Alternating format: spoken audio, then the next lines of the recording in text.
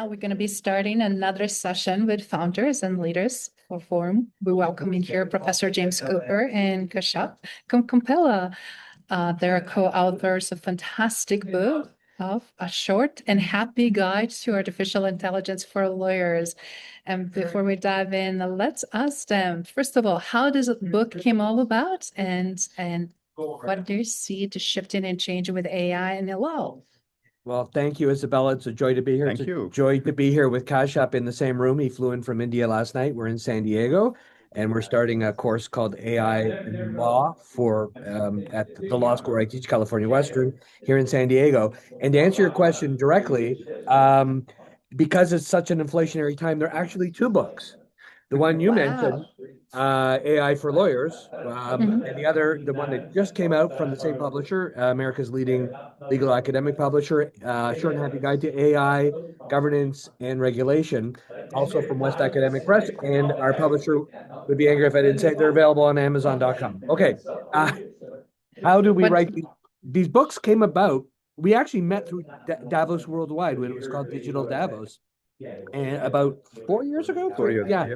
And this is only the third time we've actually met in person. And I wasn't sure it was him, but apparently the DNA test. Fake. Yeah. The DNA test came back. But we started writing. Kashyap wrote me after I moderated a panel not unlike the one you're doing. And he wrote me that day and said, hey, I'd love to have a meeting. You should write a book about AI. And I said, well, I don't know enough about AI. He said, well, I'm a data scientist. I do a lot of work in AI. And I did a bunch of research. He undersold himself. He's one of the gurus on AI. And I knew what AI was because I meant Amnesty International. But apparently that's not the loop we're talking about. So we started working on op-eds, opinion pieces together. We did a ton of work for The Hill, for law.com, National Law Journal. Here in the US, we wrote together abroad for CoinDesk and Yahoo Finance. And we approached the publisher and said, this is a space that's not being occupied by a lot of people. And so we've written the two books. We're working on a case book now for West Academic, and it'll be somewhere around 900 pages. And we've just started just moving it forward and doing conferences and webinars and consulting for law firms. So is there anything I forgot in that process? No, I think we definitely saw a gap in the market as your context setting for this panel also makes it clear. There is a gap that needs bridge, and that starts with clearly understanding what AI is, and that will lead to how do you govern it. So our books are an effort in that direction. That is fantastic. And for someone who has been playing with the legal system here in the United States for over 2 decades in different capacity, but working quite a bit with the legal system and attorneys, I can definitely say that is the time to innovate and find alternative solutions. So do you mind sharing a little bit about, because you created something that's very practical, because we see a lot of great books, but they're also very complex. And from that practicality, it seems like it's quite a bit user-friendly. Do you mind sharing a little bit about what it addressed from legal, ethical standpoint, but also, of course, from leadership lens as well? Yeah. So let me talk about the AI and Lawyers book, AI for Lawyers book. So the book begins by saying it's AI for lawyers in 30 minutes or it's free. Okay. Like a pizza. Because it's I love that analogy, and everybody can relate to that. okay. So when we tried to previously teach AI to lawyers, I mean, there was a lot of intimidation. Lawyers, regulators, policymakers, this is too complex, there is advanced math, etc. But it doesn't necessarily have to be that way, because after all the math is done, ultimately there are humans at the end. So we took that perspective. And at the back of our first book, we say, what happens when the world's fastest moving technology, which is AI, that meets the world's slowest moving profession, which is law. So that's the sort of dichotomy that we want to address. So it covers the first book, which is AI for Lawyers, is a wide survey of where is AI impacting different practices and different areas of law, be it criminal law, civil law, employment law, administrative law, and so on. So we survey about 10 to 12 different areas of law. So this is so far this has got nothing to do with say AI governance or anything like that. As the broader society embraces AI, what are those fault lines that are emerging in these different areas of practice? So then we pose the question, is the existing governance mechanisms, to the existing policy instruments and legal instruments that we have, are they adequate to address these fault lines, or do we need new law? So that is our first starting point. And because lawyers and law students don't have a great deal of time, none of us have a great deal of time, we try to make it readable and fun, but also filled with information so that people walk away and have a sense of not everything they're going to need to know, and not how to program, and not how to create their own AI tools for their practice, but how to navigate what's out there and how to best apply the professional responsibility rules that we have as legal professionals to this new kind of research. And we've seen the fallout. There's no shortage of goofy cases and sanction orders from judges about, hey, you used hallucinating AI and you didn't disclose it, or hey, there's a bunch of great case law in here. Unfortunately, none of it's true. And they're slapping different lawyers and law firms with $5,000 fines. We're advocating for a harsher sanction because, especially when it comes to people's liberty, you don't want to take chances with AI on that. And until these systems are truly perfected, and more importantly, the lawyer has a responsibility to review everything, to read everything, and to double check. It's a complement. It's not a substitute. That is such a huge highlight and differentiation. And I'm glad you're addressing that, because when we're dealing with very high stakes decisions, and specifically when we need to make them quickly, AI does give us speed, but it doesn't give accuracy, right? And then how is can really truly be that supplemental agent that supports either research or writing, or in general content that can really be much more enhanced. But ultimately, I'm curious, what do you see from accountability standpoint, regulation, from the reasoning, and of course, the risk that you just mentioned? How is the risk being actually tackled from your perspective? There's different layers or levels to risk. And the EU AI Act, the European Union Artificial Intelligence Act, which has been enforced since last year, actually the year 2024, and it's different sequences are occurring, but the final will be August 2026, just in time. P.S. My prediction that they're going to have to redo it because they're pricing themselves out of relevance. But the EU AI Act creates layers of 4 different levels of risk. And I think, Kashyap, do you want to walk through those 4, and then we can talk about what our levels are as well? Yeah. So that there is unacceptable levels of risk, which are like, according to the EU AI Act, which bans all of these kind of activities. Like, say, for example, using facial recognition for policing, using emotional manipulation algorithms. So those are unacceptable. Then there is the high risk, and there is low risk, and there is like safe kind of things. So the regulation obligations are based on risk types. So if it is something that is high risk, there are obviously greater obligations on the creators and deployers of these systems compared to acceptable use. So that's And also, where do you apply what rules for risk mitigation? Is it at the development level, or is it at the deployment level, or somewhere in between? And there are going to be present harms. This is our own taxonomy. There's going to be the large scale harms that are more systemic, and you think about autonomous weapon systems as the ultimate end of that particular spectrum. And then you've got unintended consequences, but you've also got what Donald Rumsfeld, the former U.S. Secretary of Defense, would call unknown unknowns.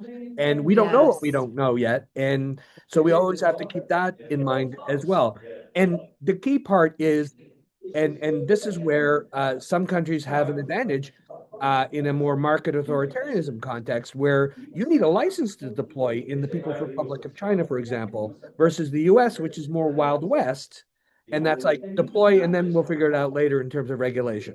And the truth will lie somewhere in between, and as it always does. And I'm glad you're addressing what's really going on global scale, because we're seeing much more control and much more adjustments and regulations in the European Union than we've seen in the United States. But also we have a very unique legal system here in the country on city, state, and federal level. And to your point, the certain regulations really beg for very different lens to things to be looked through. And as a result, adding additional complexities and how to really scale that. And then what's just curious, do you have any very tangible examples that we can really say confidently, this is the great blueprint to follow, or this is what we find it to be extremely useful, and some of the things obviously also to avoid, because we're seeing a lot of interesting cases in the media, and what will be preventable moving forward in the future. Right. I think we need to take a step back, first of all. So there is a beautiful fable that fits in rightly out here, which is there are 6 blind men who are feeling an elephant. So when they're feeling an elephant, they touch different parts of the elephant and say, okay, this is like the trunk, this is like a snake, this is like something else, this is like a wall, etc. So when we talk about AI itself, the same thing applies. Like, so the AI is not just one thing, but it's like a portfolio of technologies, 30 different technologies, according to me, different applications. And the same thing holds for AI risks as well. It's a portfolio of risks, like Professor Cooper mentioned. So there are clear and present harms that are happening, which is the unintended consequences, even well-meaning people trying to use AI in ways they haven't fully anticipated. The consequences haven't been fully anticipated. So in our second book, AI Governance and Regulation, we make a useful contribution which you haven't seen anywhere else. So if you take this portfolio of AI risks, a portfolio of AI technologies, the first thing we categorize as safe AI. So this is the kind of AI, the kind of all the AI for good applications, all the AI for business, which benefits businesses, societies, individuals, be it in healthcare, be it in education, financial services, etc. So we want to promote these kind of things. So you need a light touch regulation out there. So it's standard, it's certification, it's guidelines. So next category of applications, we bucket them as abuse AI. So this is unintended consequences. So people are trying to abuse AI, both well-meaning and malicious actors. So here is where like you need to bring a bigger stick. Well, for the first one, it's carrots. For the second one, we say, okay, you need to sort of ban or regulate or have regulation that has teeth, which fines. The third category, and I'll wrap it up very quickly, is abuse AI. So these are malicious actors. So one more complication out here is regulation is mostly within a state borders or a national borders. But this abuse AI can be cross-border. So we don't have good answers for that yet. So this is again, so this is the third category I'm talking about, the ban AI. So you want to ban AI, and some of the instruments that we have, there are export controls. We have, say, this is a category of applications like in the EU AI Act, it's unacceptable use, etc. So this is the ban, and we should use that. I mean, not like as a first instrument, but we should use it like much more considered. And the last one, which is interesting, is like rebel AI. So these are sort of so-called bad actors. And from their use of AI, there are certain risks that are beneficial. For example, this could be whistleblowers. So this could be people speaking truth to power. So how do you encourage that? And most regimes in the world, most administrations in the world don't have a handle on that. So these are the complexities, these are the nuances, the layered approach that Professor Cooper talked about that we need to address. And Isabella, there's like a whole different level of how to look at it as well, or a different set of lenses. And the first is national security. This is the technology or the technologies that will decide the winners and the losers for the next 100 years. So everything from military application to scientific to commercial. And so all of that's super important. So you've got the national security, but then a lot of these research teams and the people that are developing it are international or globalized. So you've got engineers from the People's Republic of China, from the Republic of India, from Canada, from the US, obviously. And not only are the patent systems different for each of the scientists involved in filing and perfecting those security interests in those intellectual property vehicles, but the order in which you do those filings of patents or copyrights or however you want to protect your intellectual property. The second, in addition to national security, is you want to foment investment, and by creating too many regulations, either in the national security context or in the fomentation context of trying to create capital, you don't want to chill innovation, and you want to be the place where innovation is invested in. And so you see this kind of race to the bottom in terms of regulation from some countries. And then you've got the idea of whom are we trying to protect? Is it consumers? Is it citizens?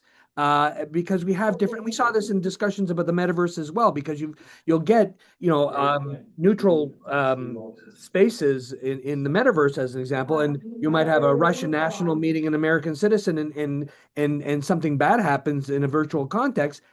International law is not really prepared for those sorts of things. We need regulatory systems that have a kind of a legally interoperative ethos that allows for the blending of scientists from different countries, investors from different countries. And that's where international organizations like the IEEE or the Group of Seven Hiroshima Process or the G20 or the OECD, the Organization for Economic Cooperation and Development, or the World Economic Forum on the sidelines that Digital Davos and Davos Worldwide sit. So there's a lot of lenses through which to look. And at the end of the day, none of us are reading the software agreement that the user agreement when we agree to use the AI. So all those privacy rights and the instant satisfaction that consumers desire are clashing. So there is Wow. also one more clash out here, which is that we need regulation. We need instruments that work across, because the harms can be cross-border, like I mentioned, and as you made it clear. But the incentives, not all countries are marching to the same objectives. Somebody Yes. prioritizes growth, somebody prioritizes sustainability, somebody else prioritizes citizen welfare. So there is a risk that if you're too tight on regulation, too strict, too burdensome regulation, you throw the baby with the bathwater. So there is no innovation happening. So this is happening, this is my personal opinion, this is happening in the case of Europe. Europe has like the best AI regulation, but all the best AI companies are not in Europe. So that's something. But at the same time, there are people who are being harmed with AI. There are also question marks about the environmental impacts of AI, which I think I'll talk about in a later part, which probably is manageable. So there are different objectives, different tensions, different people pulling in different directions. So how do you harmonize all of this? Is that even possible? Like the principles, etc., that you mentioned, are like the articulation of what needs to be done, but who is actually doing it? That's probably the trillion-dollar question. Literally, as an asset class. And we actually see a lot of that, right? That fragmentation is very obvious in the global scene, but even in individual countries within the countries. So I'm curious, what do you guys see as the greatest misunderstanding or something that we really have to deal with? Or sometimes we see also overconfidence in some aspects of it, right? So that where that legal and accountability perspective is lacking. And where would you suggest to start and how to tackle that? That's No, let me take a pass. Yeah. So I think I like the phrase that you use, Isabella, which is misunderstanding. But before misunderstanding, there needs to be understanding. So how do you regulate something that is moving so fast and which you don't understand? So that's I think the regulators, the policymakers, etc. So there is a huge, knowledge or a skills deficit out there. Obviously, there are progressive regulators who are making this effort to know the technology better. But interestingly, there is some kind of a regulatory capture that happens. Because if you have to regulate frontier AI, these labs, you're trying to regulate what they're doing. But the knowledge exists within that frontier labs itself. And the people who are getting regulated end up writing the regulation. So there is that huge need to upgrade the skill levels and the knowledge levels of the policymakers across the world. We need to do this for the 200 countries that are out there. So this exists across other sectors, if I may slightly diverge. For example, not all countries in the world have the equivalent of the FDA, the Federal Drug Administration, that the US has. Not all countries have the FAA, which is like the Federal Aviation Authority. So if the US has US FDA has approved or the US FAA has approved, that's good enough for probably about 50% of the countries in the world. So like that.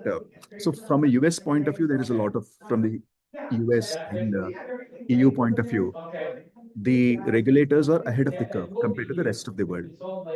Since this is a global forum, we're talking about sustainability, not at the US level or the EU level, but across the globe. I think the first sort of thing that we need to do is to convene these forums and let the regulators get an appreciation of what the issues are involved, what the stakes are involved, and some sort of an AI university for the regulators. So the UN probably should be doing this, if not UN, the World Economic Forum can do it not just at the conference level or Davos worldwide, but this needs to happen on a much more consistent level. And I want to see those certificates that the regulators have passed saying, okay, I'm AI proficient. So that's the understanding part. Misunderstandings. And then when there is no regulation, Yes. or now you're leaving it up to judges to have to Yes. regulate from the bench. And if you think the regulators are not fully up to speed and totally skilled AI experts, I can assure you most judges are not as well. And so That is so true. so that's where we sort of come in and say, look, there are a number of things we can do that we can all agree on. And we've got that taxonomy in the back of our book as an appendix in the second book, AI Governance and Regulation. And we're trying to create a safe space, a sandbox, if you will, where those conversations can be had. Because it doesn't have to be the zero-sum game of our rules or your rules. But there is a race. And it's not just an AI race, it's an AI regulation race now. And so at one end, and there's not just one spectrum, right? But if you said, okay, on one end is the US, which is now Wild West. We've got a federal system which has a lot of glory, but also has a lot of challenges. And we have 30 plus states that have the Elvis Act in Tennessee dealing with likenesses of both living and past artists, or dealing with intellectual property rights and so forth. You have biometric law, a really great one in Illinois. You have privacy laws in California, a ban on a lot of facial recognition technologies being used in law enforcement, a partial ban in the Commonwealth of Virginia. It's a patchwork. And that's why the current federal administration has said, look, we're going to put a moratorium on the enforcement, not on the promulgation. You can pass any laws you want, you just can't enforce them. That's why we saw on January 23rd of last year, almost a year ago, the initial executive order from President Trump. We've seen asking for a set of what would become America's national AI action plan, and the December recent order that in essence is going to put a moratorium eventually on different states' attempts to regulate this technology. Now that's at one end, is that Wild West, we're not going to regulate at all, or because having 30 different regulations is not going to work as a competitive advantage for companies rolling out or deploying here in the US. At the other end of that is Europe, over-regulation based on mitigation. And then you've got the People's Republic of China with a more market authoritarian, you can't deploy unless you get a license. And that license involves a series of opaque, what are called legal black boxes. You're not sure whether you can actually get the license or not. So you have to work in tandem with the regulators along the way. And there's lots of different regulators. That's probably on a whole different spectrum. But the point is, there's a series of places along the way. And in the interim, we're relying on these for-profit corporations to come up with a self-regulating organization of voluntary self-compliance. What could go wrong with all of this? Everything. Excellent point. And to your point, also looking from the state's perspective, some states are very highly regulated. Some of them are not as regulated, but if it doesn't come up with solution on federal level across the board, it's going to be a lot of challenges. And we see also how is a lot of projects failing. We're seeing that over 85% of projects billions of dollars being poured into are not being successful with effective AI implementation, even for the creators and top companies from Fortune 10 or 15 that are putting things together. So which also tell us that we obviously have to have a much better ways of not only creating this, but also obviously aligning and making sure that really does minimize that operational and legal and risk scrutiny that we're seeing right now, and then also security related to that. So in closing, we have a few minutes left. What would you suggest from that law, accountability, and risk that it seems like perspective that is lacking, and then enterprise and governance perspective, if one thing organizations can start thinking about and implement to move the needle in the right direction, what that would be? So I'll speak from the enterprise point of view because I think we haven't covered that yet. I think enterprises should prioritize AI governance. So in most enterprises, AI governance, AI risk management is like an afterthought because most of the enterprises, the data scientists, AI engineers are just trying to get the damn thing to work. Yes. Technically get it to work. So, but then after that, what happens is you're releasing this very powerful technology into the wild. You haven't figured out the impact analysis of what happens. So don't do that. Prioritize AI governance. Bring responsible AI practitioners, give them a seat at the table. And that would like 85% or very large percentage of AI projects not seeing the light of the day or failing. That would cut down that number by quite a bit. So if there is one thing that enterprises want to take away, that is that AI governance, prioritize it. Brilliant. How And about you, James? from an enterprise point of view, and this is going to slow us down, and I'm aware, of the fact that lawyers normally just say no, not yes. So, but having said that, it's important to understand that we should be developing and testing with lawyers in the room. You need an interdisciplinary team to get things out. It shouldn't just be deploy, or deploy, are we allowed to do this? And bring in the lawyers after the fact, or bring in to understand, how to mitigate risk and to ensure you're compliant with not only industry standards, but with what's coming down the pike in terms of international standards. Because even if you're a US company or a Chinese company and you're going to be deploying in Europe, you better know the EU AI. So for me, it's about the sequence of the development and the deployment, and to create best practices that always that doesn't chill innovation, that protects national security, that pays attention to all those important rules, but to speak to the I think what Vice President J.D. Vance said at the Munich Security Conference 11 months ago is don't regulate your way out of relevance because you don't want to chill innovation and you want to and I think that's very those are important words.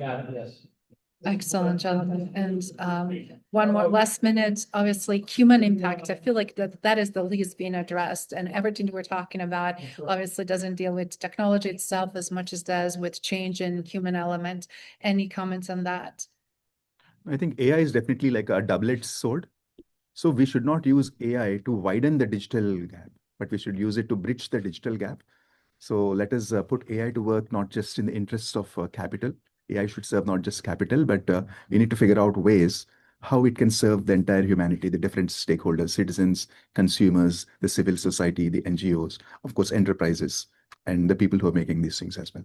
Yeah, 10x doesn't just have to be a for-profit 10x. 10x can also be social good 10x.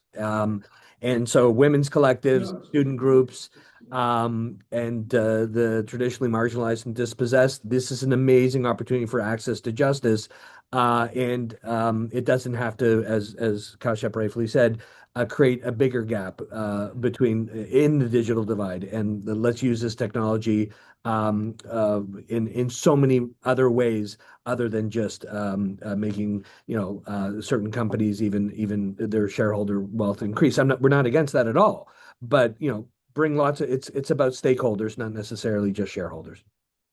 Brilliant. Thank you so much. Appreciate your share and looking forward to continue this conversation. Thank you for the opportunity, Isabella, and thank you, Digital Davos Worldwide, for the opportunity.